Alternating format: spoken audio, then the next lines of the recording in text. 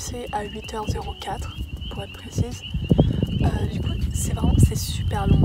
J'ai l'impression de gâcher 1 heure de ma vie. Concernant les notes, les classes, au début de l'année j'avais quand même un peu de mal avec mon emploi du temps et il y avait des classes que je n'appréciais pas particulièrement mais que c'était obligatoire pour graduer. Il y a une ou deux matières que j'aime pas mais au final je me dis c'est pour graduer, c'est pour avoir un deuxième diplôme. À la fin de l'année ils regroupent tous les lycéens qui ont un GPA au-dessus de 3 qui était au niveau des notes.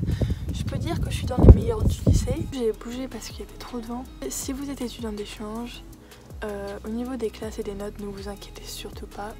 Tout va très bien se passer et ici on peut, quand tu rates un contrôle, tu peux le repasser. Concernant les relations entre amis, j'ai vraiment eu, alors je savais déjà que c'était super différent de la France.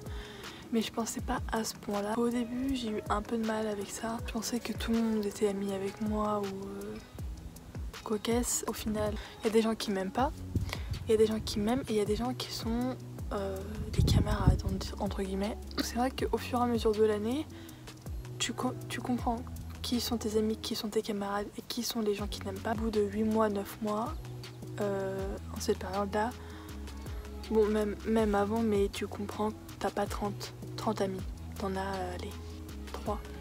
Le deuxième sujet qu'on me demande souvent, comment ça se passe, si t'as changé, c'est la famille d'accueil.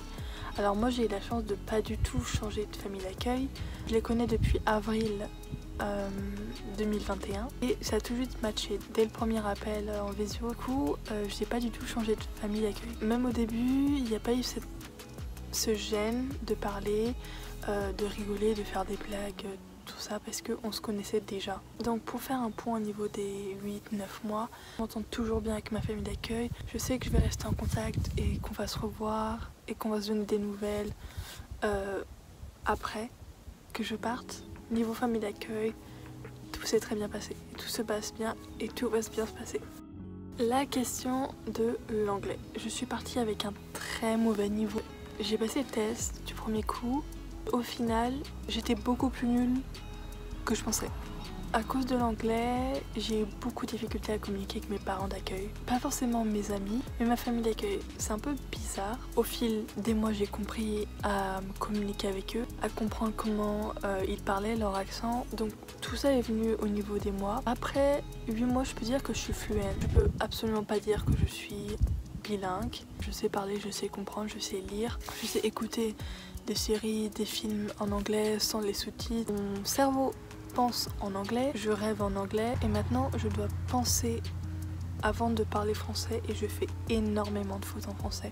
Je m'en suis pas rendu compte au début que j'avais beaucoup progressé et je m'en rends pas compte maintenant, mais je sais que j'ai progressé. Qui dit vidéo de conclusion de l'année,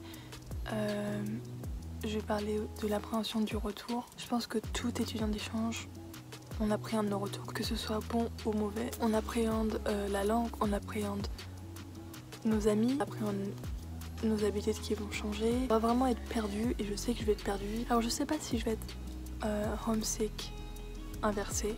Je pense pas. La chose que j'apprends le plus c'est la langue. Pendant 1 an j'ai parlé anglais. J'ai fait tout était en anglais et de passer d'un jour à l'autre en français, je pense que ça va être un choc pour moi et j'apprends de ça. Sinon niveau retrouvailles et tout, je suis tellement excitée, vraiment. Serrer ma mère, mon père, mes amis et tout. En même temps que je sois excitée de rentrer et de revoir tout le monde, j'ai pas envie de laisser ma vie ici. C'est la dernière fois que je vais vivre ça. Mais bon, j'ai passé une excellente année d'échange, il me reste encore 1 mois. Je vais essayer de vivre à fond. Tous mes week-ends sont chargés. Bonne fin d'année d'échange à tous les étudiants d'échange 2021-2022. Bon courage pour les futurs étudiants d'échange. Bisous.